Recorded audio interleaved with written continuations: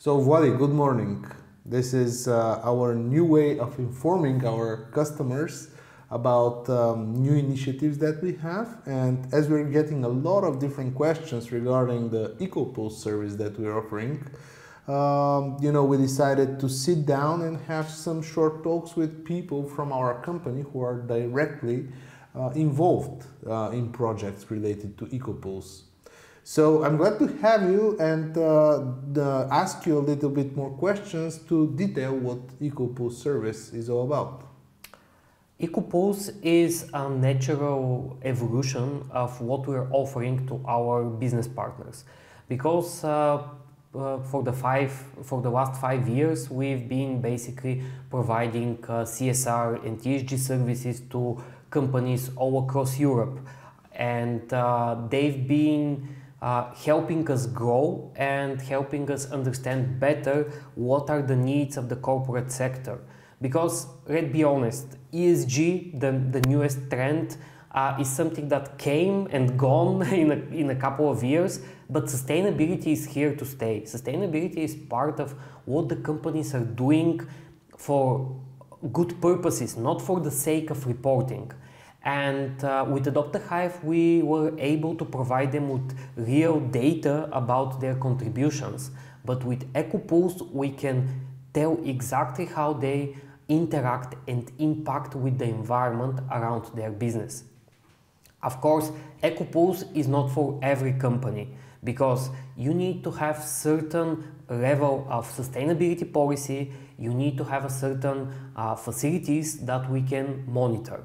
And of course, if you're a company in the middle of the city with just a tiny office and a couple of people, your environmental impact is not in the biodiversity or pollution sphere.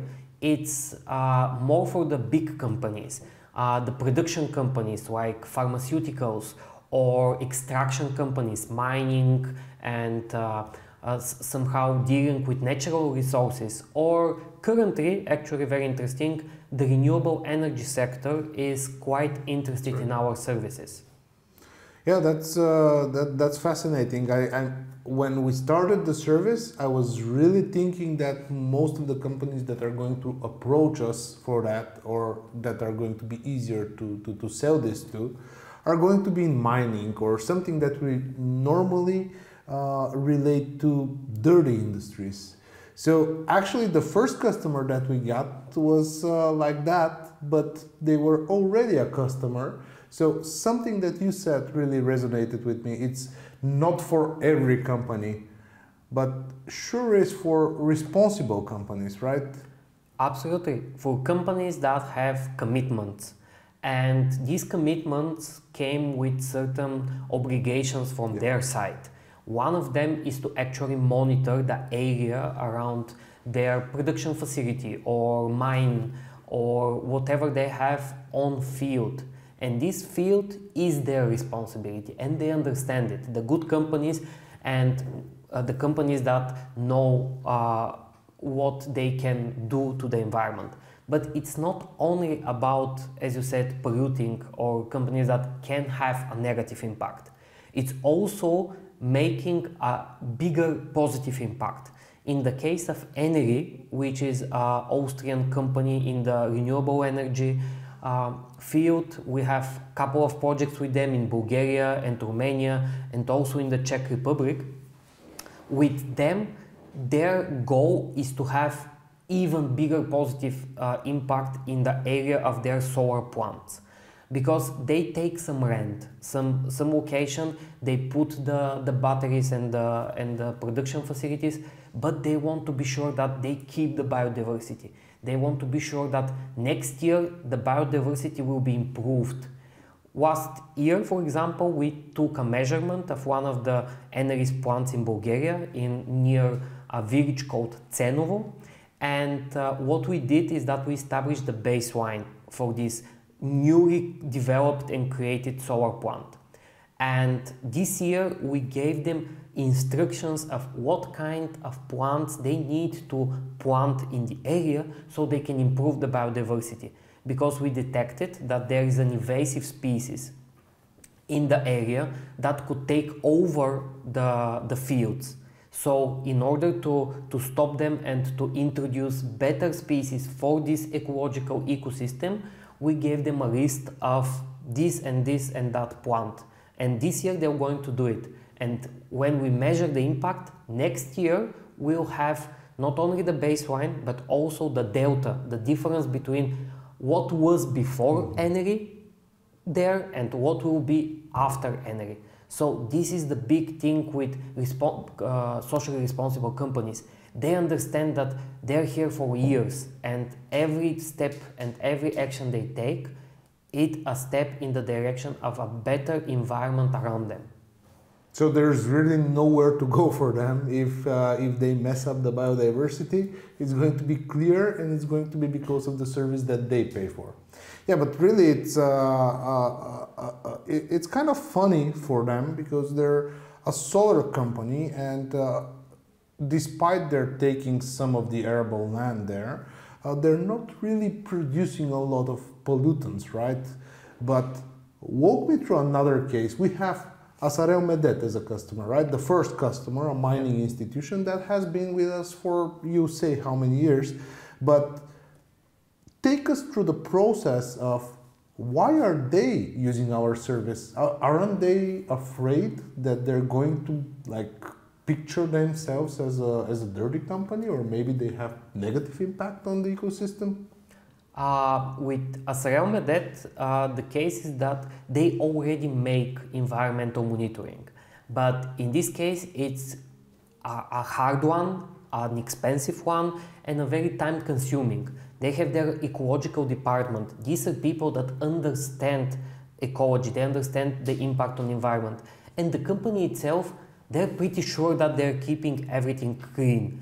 They are not polluting, but they need more and more tools to identify different aspects of the impact of their own processes, but also of the processes of the environment around them. Other people or other institutions that are also doing something around them. In their case, what we give them is an advanced tool. So this advanced tool, the EcoPulse monitoring, is helping their ecological team to do a better job. Yep. So I want to really point out that for the general public, mining is normally perceived as something dirty, right? Yet there is no magic wand that you can just wave around and make it not dirty now, like completely sustainable. And we'll be a little bit hypocritical if we say, okay, those guys are dirty, but still use all the benefits from the things that they dig out of the ground. So measuring yourself and establishing a proper baseline on which you could be held accountable is actually a very important aspect of this service, right? Yes, the service itself shows real data points, shows what's in there. The company is the responsible one for the results. We give them interpretations. But the added value in this process is that we're collaborating with our partners. So we provide them with data, we analyze it together, and at the end we can even detect certain things that are not visible to the current methods, the old school methods of measurement. So the EcoPulse service is the what Photoshop used to be for painters or for people that are doing manual design, or these kind of tools that change the way you have more data, you have faster data, and also when you have hives on the ground, you actually support biodiversity and pollination all along. It's an added value to everything. And one last thing, every data point, even it's a company that is using our services or it's part of our projects which are non-commercial projects, it's data point for science. So we can use that to compare with different environments, with similar environments, and paint a bigger picture of how Bulgaria, Romania, and Europe looks like, and all the places that we value because they produce our food or they're closer to our water supplies. That's right. And you mentioned that we do offer a lot of scientific benefits in terms of measuring, but it makes sense to also point out that beekeepers receive a benefit as well, as they get different type of revenue stream, if I could say so. Our mission has always been to connect different stakeholders and to benefit all of them. As the Adopt a Hive program, which benefits both the company and the beekeeper and also the bees, as I like to call it, the win-win-win model. In EcoPulse is the same. The beekeeper is paid to do this job, but he also wins additional information for the environment around it, which helps him prevent bee deaths, colony losses. It prevents him from making mistakes with the hives, helps the company, but also helps the nature. As I said, putting more hives means more pollination. So at the end, all stakeholders have added value, have additional benefits to participating in EcoPulse. It's basically, again, win-win-win. I love the win-win-win part.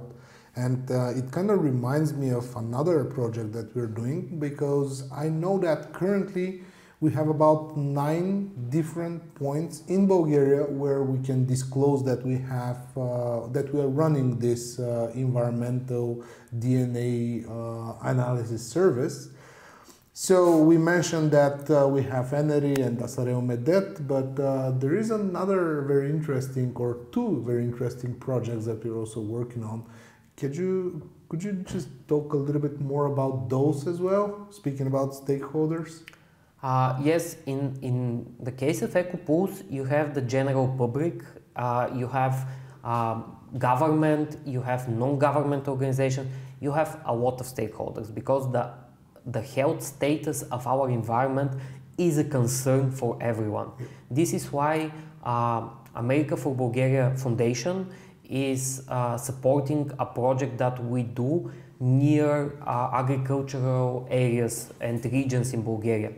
In this project, it's not commercial project. It's a project that we're going to produce a report of 6 key agricultural regions in Bulgaria and what status do they have.